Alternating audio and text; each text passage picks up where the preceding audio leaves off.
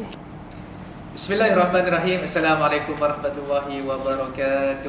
Innal hamdalillah nahmaduhu wa nasta'inuhu wa nastahdihi wa nastaghfiruh wa na'udzu billahi min shururi anfusina wa min sayyiati a'malina. May yahdihillahu fala mudilla lahu wa may yudlil fala hadiya lahu. Asyhadu an la ilaha illallah wa asyhadu anna Muhammadan abduhu wa rasuluh. Apa khabar tuan-tuan dan puan sekalian? Hari ini kita memasuki hari kedua kita berada dalam bulan Ramadan.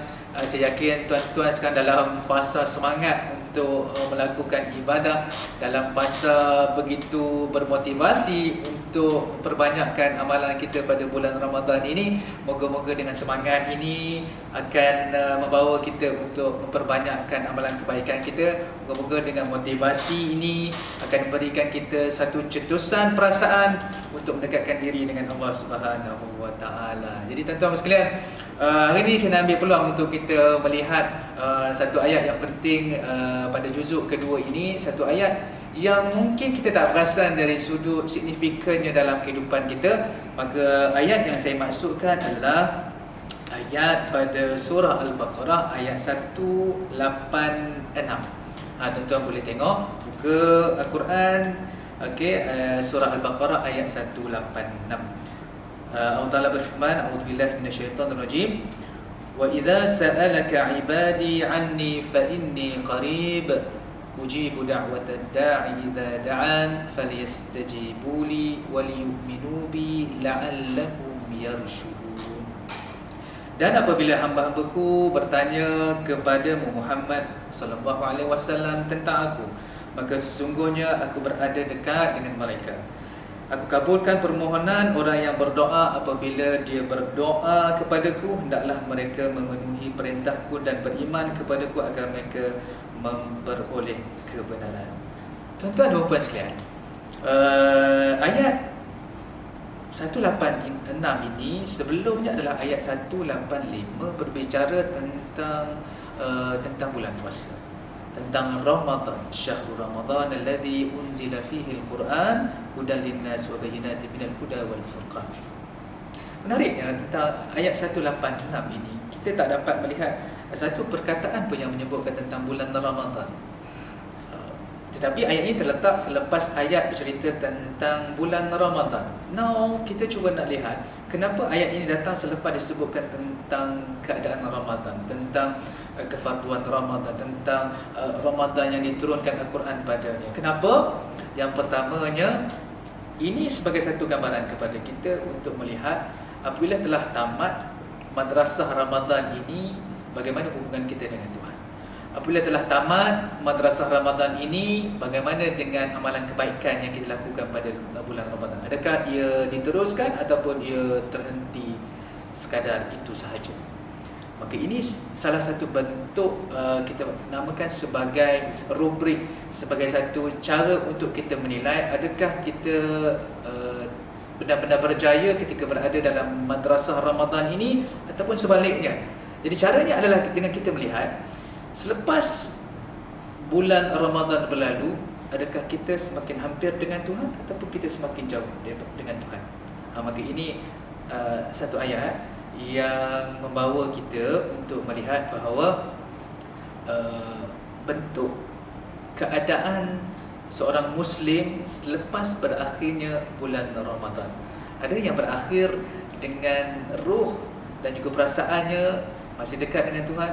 Ada yang mengakhiri bulan Ramadan dalam keadaan terlalu gembira untuk memasuki bulan Syawal, sehingga terlupa pada hari-hari yang terakhir itu ada perkara-perkara yang perlu kita lakukan sebagai umat Islam, terutamanya apa yang kita namakan sebagai Lailatul Qadri.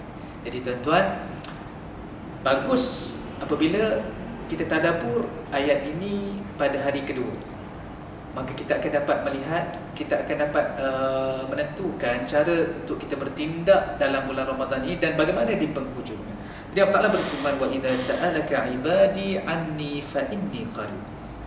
Apabila bertanya kepadamu wahai Muhammad sallallahu alaihi wasallam dari kalangan hamba-Ku tentangku, fa inni qarib, sesungguhnya aku sangat-sangat hampir. Tuan-tuan, apa yang menarik bagi ayat-ayat yang bermula dengan perkataan sa'ala. Cuba kita lihat dalam surah-surah yang lain. Sebagai contohnya dalam surah Al-Anfal, apabila Allah Ta'ala menyebutkan yas'alunaka 'anil anfal qulil anfal, ada perkataan sa'ala di situ, kemudian ada perkataan qul. Contoh yang lain pada surah Al-Isra ayat 85, wa yas'alunaka 'anir ruh qulir ruh, disebutkan perkataan sa'ala, kemudian disebutkan perkataan qul. Begitu juga dengan suratul Kahf, wa yas'alunaka 'an dzil qarnain qul, ada perkataan qul di situ. Kenapa ya? Kenapa pada surah-surah yang saya sebutkan seperti tadi dimulakan dengan sa'ala, ada perkataan qul, tetapi pada ayat ini apabila Allah Ta'ala menyebutkan wa idza sa'alaka 'ibadi 'anni fa inni qarib, sepatutnya kalau ikut pattern yang kita lihat yang saya sebutkan sebentar tadi, sepatutnya ada perkataan qul di situ. Maka di sini kita dapat melihat bahawa pada banyak ayat yang disebutkan tadi, apabila ada orang bertanya tentang sesuatu, maka Allah Ta'ala menyebutkan kepada baginda Nabi SAW untuk menyampaikan kepada mereka. Ini cara Allah Ta'ala berinteraksi dengan manusia, menyampaikan mesej yang mereka tidak tahu, dan Rasulullah SAW sebagai perantara untuk menyampaikan mesej-mesej tersebut. Tetapi pada ayat ini, apabila Allah Ta'ala menyebutkan wa idza sa'alaka 'ibadi 'anni fa inni qarib, perkataan qul tidak ada di situ, maka apa yang boleh kita belajar di sini? Tuan-tuan, dalam keadaan kita melalui bulan Ramadan, dalam keadaan kita ini sebagai manusia banyak melakukan dosa, banyak melakukan kesilapan, Allah Ta'ala kata kepada kita, inni qarib. Allah Ta'ala jawab sendiri pertanyaan kita. Pada surah-surah yang lain, pertanyaan kita dijawab melalui perantaraan. Tetapi melalui ayat ini, pertanyaan kita dijawab sendiri oleh Allah Subhanahu Wa Ta'ala. Dan apa yang menariknya tuan-tuan dan sekalian, apa yang boleh melentur jiwa kita apabila Allah Ta'ala menyatakan inni qarib, sesungguhnya aku hampir. Tuan-tuan, Allah Ta'ala jawab sendiri kepada kita, Allah Ta'ala hampir dengan kita. Cuba kita tanya diri kita sekarang, bila masuk pada penghujung bulan Ramadan, adakah kita hampir dengan Tuhan?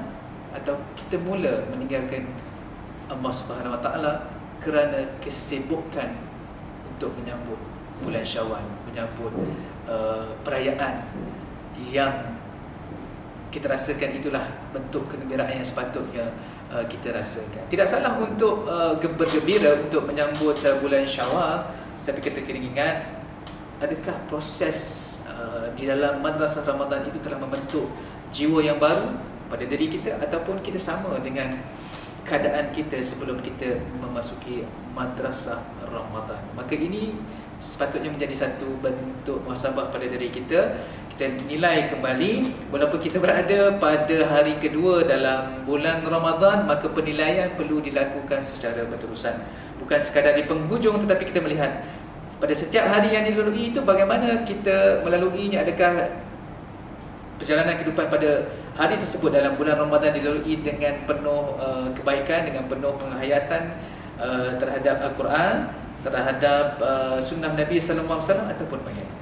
Jadi ini ayat yang bawa kita untuk melihat Allah itu sangat-sangat hampir dengan kita. Maka walaupun ini hari kedua dan mungkin pada hari semalam kita melalui Ramadan dalam keadaan yang mungkin tidak sempurna, maka hari ini merupakan hari yang boleh kita lakukan muhasabah diri supaya kita jadi orang yang esoknya lebih baik daripada hari ini.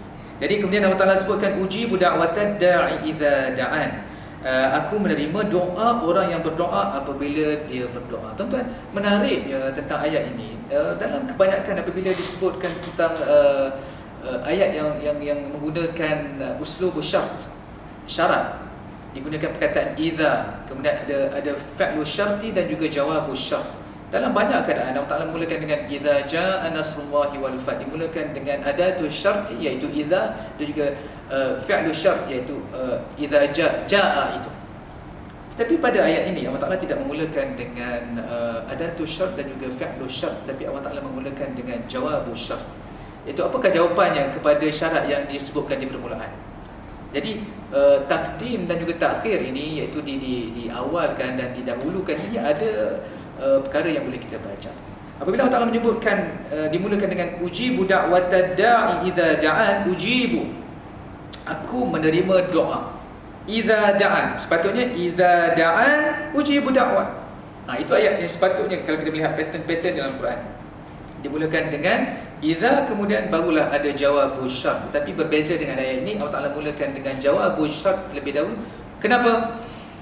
Kerana beritahu kepada kita bahawa Allah Ta'ala akan memakbulkan doa kita apabila kita berdoa dalam bulan ini, dan berdoa dengan kesungguhan. Cuma ada beberapa perkara yang boleh menentukan sama ada doa kita dimakbulkan ataupun tidak, iaitu melalui ayat yang seterusnya apabila Allah Ta'ala menyebutkan falyastajibu li waliyu'minu bi, maka hendaklah mereka memenuhi kewajipan kepadaku, waliyu'minu bi, dan beriman kepadaku. Ini adalah syarat. Sebab itu fa ini disebutkan sebagai fa'us sababiyah dalam kalangan para ulama tafsir.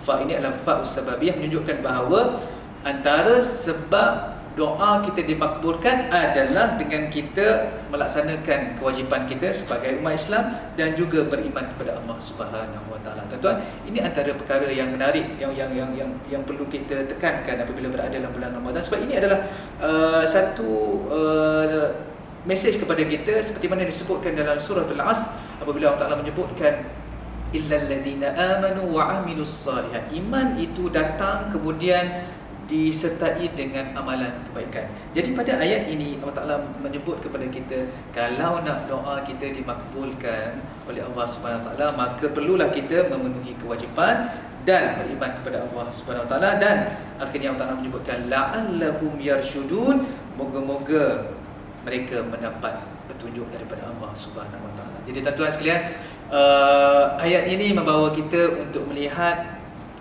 bahawa doa itu merupakan senjata yang kuat kepada manusia, dan doa itu akan mendekatkan diri kita dengan Allah Subhanahu Wa Taala. Orang yang hampir dengan Tuhan, dia akan banyak melakukan doa, banyak merintih, banyak merayu di hadapan Allah Subhanahu Wa Taala. Ini sebagai satu bentuk motivasi. Kita katakan sebagai begin with end in mind. Walaupun kita bermula pada bulan Ramadan, maka kita letakkan sasaran di penghujungnya, aku nak jadi seorang yang hampir dengan Tuhan yang pertama, dan memperbanyakkan doa aku, dan doa aku itu akan dimakbulkan sekiranya aku yang pertamanya memenuhi kehendak Allah SWT, melaksanakan perintahnya dan meninggalkan segala larangannya, dan yang keduanya adalah beriman dengan sepenuh-penuh keyakinan bahawa Allah Ta'ala akan mengabulkan segala dosa-dosa kita. Moga-moga dengan tadabbur kita pada surah Al-Baqarah ayat 186 ini akan membawa kita untuk meletakkan sasaran kita di penghujung Ramadan nanti, bagaimana, apakah yang kita nak jadi, dan semoga ia menjadikan kita seperti golongan yang disebutkan sebagai la'allakum tattaqun. Sekadar ini saja, semoga ada manfaat dengan tadabbur kita pada hari ini. Assalamualaikum warahmatullahi wabarakatuh.